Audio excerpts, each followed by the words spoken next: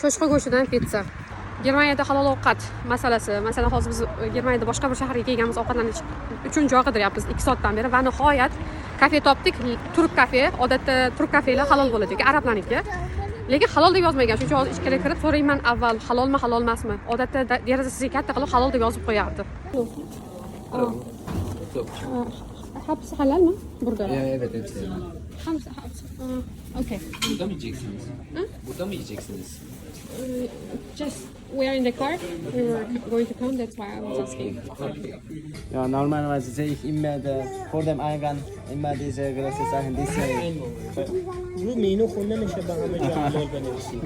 ما برات الان میارم شنکنی که ما استفاده میکنیم ببین چی سلمان الحمدلله چی میخونی شما بگیم باز میگیم Ah, bak. Shoshqa go'shtli pitsa deb yozib qo'ygan uchun halol restoranda biz uzoq surishtirdik. Ko'rganinglardek ham tojik tili, ham turk tili, nemis tili, ingliz tili ketaveradi Germaniyada. Oxir sertifikatlarni ko'rsatishgandan keyin qoldik.